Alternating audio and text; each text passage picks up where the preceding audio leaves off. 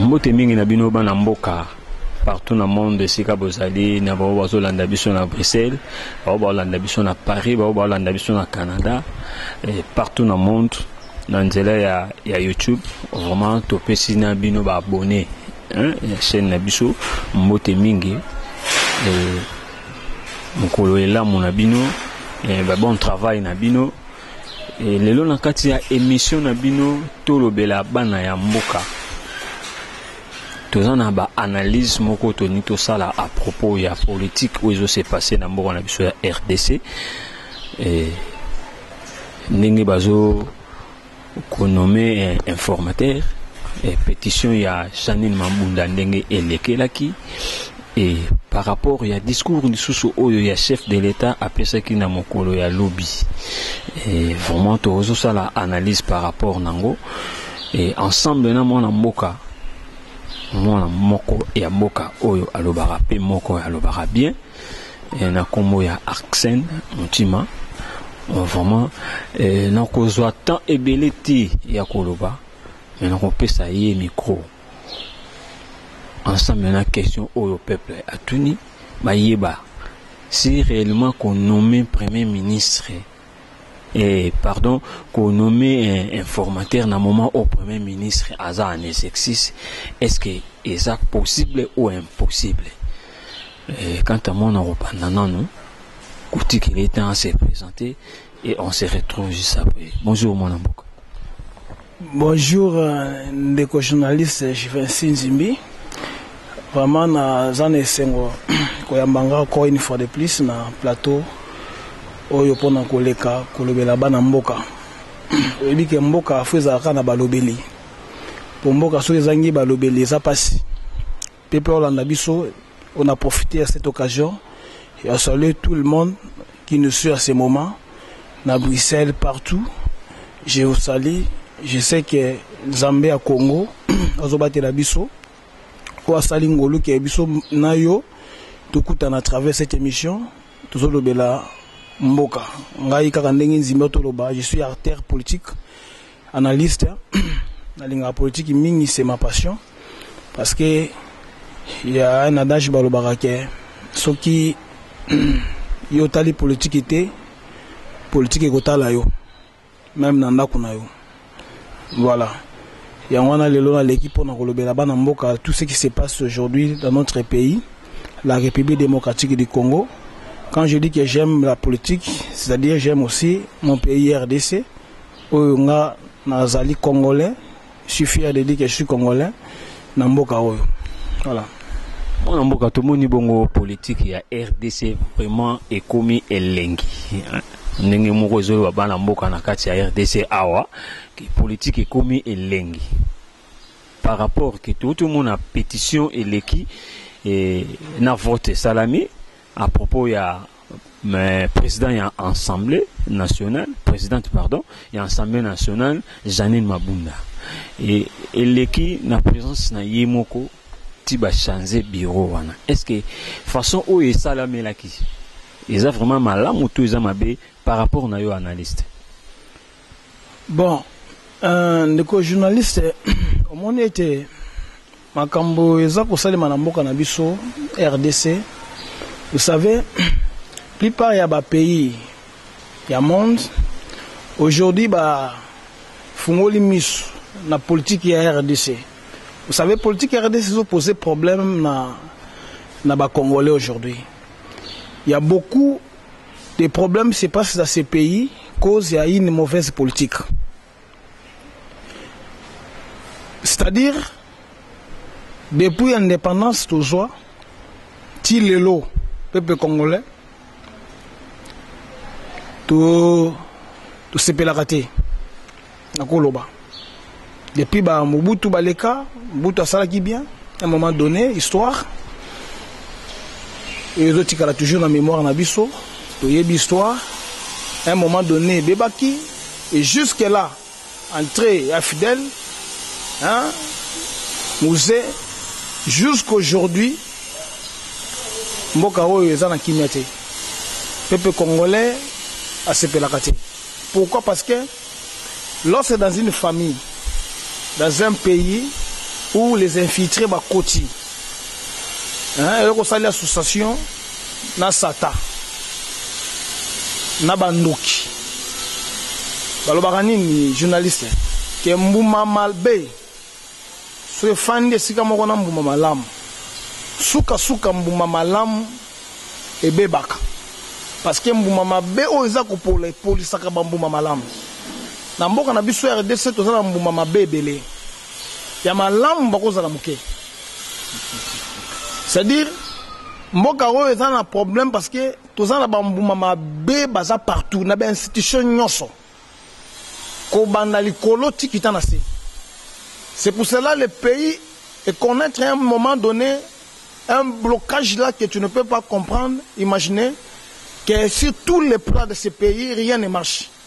La politique, l'économie, sociale est par terre. C'est pour cela que nous sommes dit que nous vont parler pour ce peuple. Le peuple congolais, nous sommes en train de souffrir. Et cette souffrance est bandit le loté. C'est bandit bandakala. Parce que lorsqu'il y a une bonne idée et bimi, il y aura toujours certaines personnes au bas côté les mains pour combattre l'idée malam. Au poser une question par rapport à la pétition Salemi, il y a présidente, il y a Assemblée nationale. Maintenant, tout le monde a bambou mamabe, bambou sous bambou na bambou mamabe. Au moment que afani na isikao ya ebike, d'ailleurs, est-ce que asali nini ndenge banda fandi wasali nini?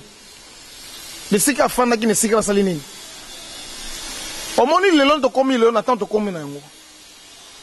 Batu bambu mamabe et comme d'akolongo. Mais tout le monde est rasaki dans l'Assemblée nationale, à la qui ça même lipe mati dans l'Assemblée. Tout le monde y est. À l'autre niveau, bah maramwa miki neti bah mention écoutez qui. Papa. Au moins, RDC, le problème RDC, ce n'est pas les LIPA que tu parles là. Le problème RDC, c'est la vie en général, vie sociale en général. Le peuple congolais est changé. Tobuni na Kabila, na mboka oyo. Biso kusali ba marche biso. Peut-être yoko ye banga te mais musu pemena ko ye banga. To sali ba marche to marcher pour na mboka oyo pote Kabila alongo na mboka oyo. C'était pas facile. Kabila c'est pas une moindre personne. Namboka Oyo. Et boyebi ke Kabila et sa famille politique, bazaki même pas na volonté à côté Kamboka Oyo na place bako occupé. Mais vous regardez, si vous regardez de yeux comme ça, là, vous allez voir que ce pays a un problème de changement. Nous voulons que les changements, que le président de la République, Fatih Beton, que ces changements-là soient réels et vrais. C'est pour cela que vous allez voir que nous sommes dit que non, soutenir le chef de l'État, Fatih Beton, dans sa vision politique qu'il a aujourd'hui pour la République démocratique du Congo, pour un changement total. Alors, tout ça là, on a une union sacrée. Hein? Union sacrée. Nous sommes adhérés à cette idéologie, cette idée, cette vision, pour que nous voulons plus servir des individus que servir la nation. La nation a besoin de serviteurs crédibles, transparents et passionnés de servir ce pays. Nous ne voulons pas que Batouba Fandra Bissika Moroba Doraka, Doraka Moutou, au lieu que travailler pour que Mboko Kende Liboso. Et Janine Mabunda, parce qu'elle s'occupe plus de cette place-là. Elle est déjà écartée et ça reste sous d'autres personnes. C'est-à-dire, le président de la République, Fatih Beton, qui est juste en passant, que son idée, Memi, na place Oyoyo. Les autres Longola, Bambouma Mabé, Bafani, na institution, un blocage. Afin que Mboko Kende Liboso, je pense que l'idée Wana, Janine Mabunda Kolongwa, pour n'angana lobete lango maboko et offensé plutôt que de tina barmé to kota barmé ba infité ba côté partout même dans l'armée na biso dans la police nationale l'armée force d'armée congolaise c'est-à-dire on ne peut pas parler parce qu'il y a des infités peu partout mais mais pourquoi pas toujours quitter yako limbisa par rapport que asengaki na assemblée asengi ba esquisse par rapport ya oyo et c'est pas ça qui et tout le monde qui avant pétition ndenge elekelaki ba boki biloko nyonso ensemble tout le monde ndenge tous les deux camps hein tous les deux camps ezaki na dégâts oyo koto mona balandi oyo koto balandi oyo koto lobi nango elandi tout le monde pétition mbala moko. Est-ce que manière oyo esalami même si tout en a besoin de changement ensemble na Fati Béton est-ce que na manière oyo esalami parce que makambo c'est pas ça qui avant pétition l'État joué une solution nini makambo c'est pas ça qui avant pétition. Vous savez il y a toujours des camps différents. Il y a le cas de FCC et le camp aujourd'hui et quand il y a Dokolo Belalelo cash en son ensemble na ba parti politique mususu les a liés un peu na Katouana. Vous savez na FCC ça va occuper majorité parlementaire. Oyoyo baza blocage pour na bolamu ya RDC. Baza blocage peu partout na bolamu ya RDC. Oui, il est là majorité bien sûr, mais cette majorité bientôt ça va tomber. Ça va tomber, il se replie majorité dans l'institution.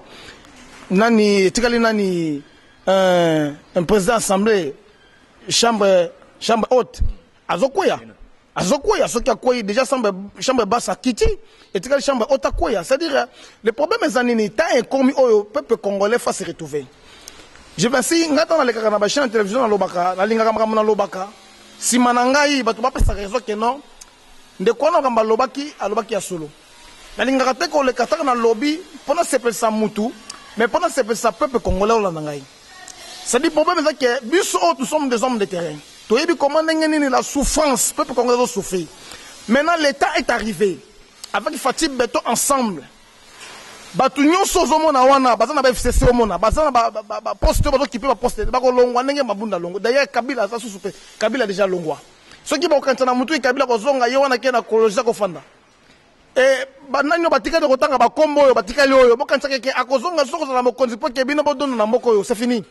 Je vous dis c'est fini pour vous. Boko kumba bisaka bokende ndenge omoni ndenge to Mobutu akendaka Mobutu ko mata avion papa zokende batune batika ka ba ko yango na koyebisa président de la République oswengi to sangana poto tongamboka oyo oui c'est une bonne idée mais je vous dis il faut choisir des personnes crédibles. Il y a certaines personnes qui vont travailler dans Mobutu et tant que Mobutu akei ba ko tana Kabila le père et les mêmes personnes wana ba okanga na Kabila le fils oyo nyoko libiso na mboka oyo et les mêmes personnes susu ba yesu ko kanga susu na Fati Béton mais loko to ko loba boye président na motema na ye ya botata asengi to sangana. Nous avons s'adhérer déjà na union sacrée ya nation bakoko takunako déjà pour ba que e indeli bango kwanga na boba liaka et comme et bébé déjà mutu na bango déjà ça sur la place idée si ba koti na kati ya union sacrée ba ye na piège to ba ye ka ndenge sengi ke ba ye toko lobela bango soki ba ye na piège bakoko kate soki ba ye na piège po bako tia piège banani.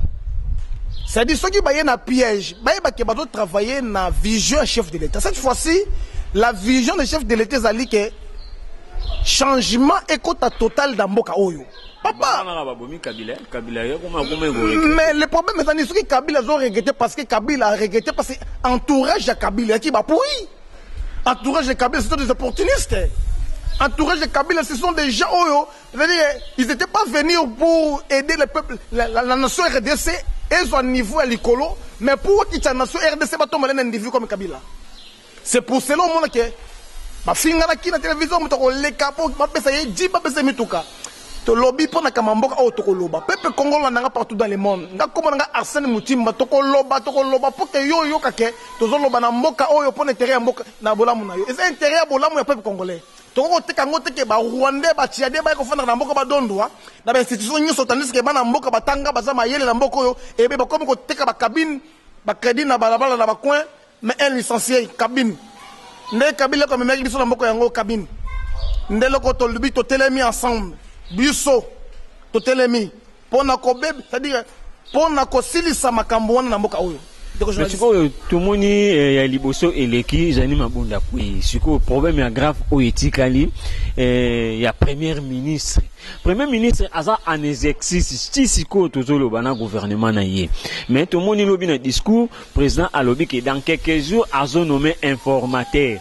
Mais procédure nini wako sala pour que y a démissionné. Pour tout qui déjà que premier ministre a boyi ko démissionner. Premier ministre a lobby a kosili sa mandat na yé. Mais côté le président a lobby que azo nommé informateur dans quelques jours. Étant qu'il analyste au complet de réponse nini par rapport à Marambo. Bon, vous savez, le chef de l'État, c'est une autre personne. Il est le garant de la République, de la bonne fonctionnement des institutions. C'est-à-dire, sa parole est irrévocable. Nous tous, nous sommes sous la loi. Même le chef de l'État, il respecte la loi. Mais celui qui veille que la loi soit respectée. Et la parole du chef de l'État, mon côté les mélanges à thé. Laissez-moi vous dire, peut-être que c'est peut-être côté dans les mais vous comprenez que non, un ministre, président lobby, tout ça la bouée, il y a télémi. Mais à un ministre, nous devons comprendre que un ministre, c'est Kobamba. Hein? Bazouaki bon, il connaît absolument rien. Allez, Bazoui, wana pour nanini, pour Atosaka, Moketa Moussamaka, l'autorité morale, Tom Moketa Moussamana Mibeku. Et le garant de la nation, c'est le chef de l'État. Lorsqu'il a décidé que je vais nommer un informateur, c'est-à-dire, le ministre, sa place n'est plus là. Il n'existe plus. Si moi j'étais à sa place, j'allais déjà démissionner. Au lieu que Premier ministre, je vous dis, papa, vous êtes avancé en âge, s'il vous plaît. Mais concernant le ça papa, démissionner. Ngai de ceux qui n'ont pas déjà une lettre de démission à l'ongon de Sikawana. Pourquoi on dit que intérêt à nini? Depuis aux ans 4 Sikawana, Tomoni. Nini changement auto atamo na mukako le kanam botunse depuis chef premier ministre Safani Nebonga wana nini changement na moko. Qu'est-ce qu'il a apporté de plus de bonnes choses dans ce pays pour que le pays ait bosso. D'ailleurs contraire et le Kasali na kolo bakena temps azui et ça à côté le président de la République et battre le président de la République était c'est pour cela qu'on a révoqué. Mais tout le monde l'histoire du lobby toujours que naming est un discours à président de la République ou à l'obélaki lobby. Président à lobby boye par rapport à Tali pendant 2 ans oyo a passé en on a ba humiliation a passé en haut na moment oyo FCC azaki koyo kaba maloba na yete abane ko sala oyo azolingate a lobby lisusu boye que a supporter même ben insulte oyo e banaki ko bima. Donc, nous sommes au RDC, Izaki Koloba, à propos du chef de l'État lobby, Azaki Koyo Kango, mais à Kangaki Moutima, pour la coalition Oyo Saraki. Et lobby na parlement, mon condamboka a rebané les sous Koloba, que à Kati coalition, il y a FCC cash. Yami Balé, à lobby qui, en 2021, peuple congolais, tous à l'aise. Toko tango na joie na ebité étant que analyste que tu es okolo banini par rapport à Marambo. Bon, ce que moi je peux dire est ça que peuple congolais le temps que autres causes là, je crois que l'État est arrivé parce que moni même Israël pendant bazaki na Bohumbu 400 ans na Bohumbu. Il suffit d'être un jour que Israël est bima na Bohumbu. Et Israël est bima qui na Bohumbu. Peuple congolais to ume na Bohumbu mingi. Mais to bima kaka mbala moko boité na bâton magique pour to beti to bima bonon. C'est-à-dire bisa bitumba mabetanga ekotaka la lombangu. Tant bima ka pena moi temps, so moi temps. Peuple congolais supporter tu as dit que autant que ça va dans la classe maman, même ma cambo la gratuité de l'enseignement, et c'est qui problème FCC balinga kangote. Hein?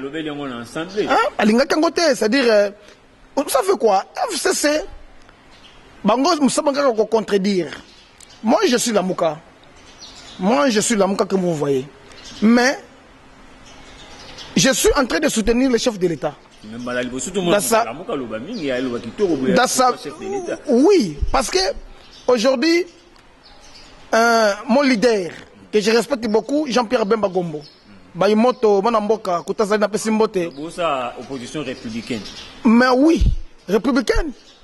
C'est-à-dire, pas radical, mais républicaine, cela veut dire, si le chef de l'État a lobby de Kamamalam, ce qui m'a beaucoup. Ce qui peut m'abezali totel MP. C'est ça notre combat, le but de notre combat. Notre position. C'est-à-dire, nous voulons, qu'est-ce que nous voulons? Nous voulons juste que Mboka Oyo et Bonga. Mboka Oyo Kene Liboso. Tout cause la teke na telemi awa na telemi na bi non, je suis radicaliste, na telemi boy, non. Et Bonga Bonga tete. Il faut qu'on puisse ça image claire. La population nous voulons que ce pays makambo avancé. C'est pour cela que nous soutenons le chef de l'État. Na idée na yepe na vision na ye. Oeza na vision ya leader nanga Jean-Pierre Bemba Gombo et puis na mona mboka Moïse Katumbi. Chakwe bisika zali epesi mbote. Yango no monike tozo linga biso to linga kike mariage oyo FCC caché kufa ndengel ke kufa. Déjà pe ekufi liba le kufa ka papa. N'absolu bien que n'engue mona bota makanda ba parents akufi n'engue pe liba le kufaka n'engue to sengi na président de la République kufi sa liba la oyo soki na laki mosto mobali o de kutu moko déjà kei kufana ko lise nyoba ke liba déjà kufi oh déjà ko donc ba tiki ndako mobali soka tiki ndako kei c'est que mosa tikali ou bien mosa tikali mobali kei be mobali kei mosa tikali ça dire liba le kufi ngana lobite ke nani ndaki mosi naki mobali mais na lobi déjà o ko kei ngaba ke liba de kufi atiki Kinshasa ke ko fande na ko site ingoma keneni libala déjà ekufi binende ko bolika ki libala ekufa déjà kufi et puis yango bo mona ke sina liboso po bo mona petit juste salemi assemblée nationale ofana ke déjà longwe et tout donc ne malem molo ba ko longa papa tout ça la union sacrée pour que mboka oyo etambola ke liboso nenge peuple congolais alingeli. Merci beaucoup mon mboka na ndenge ozalaki na micro ya peuple na émission oyo tolobe la peuple vraiment tolobe la peuple oyo avandi na bandako partout bavandi na monde mobimba na RDC na Bruxelles na Hollande na France na partout bazali balandi ndenge analyse oyo auti kozwata ya koloba.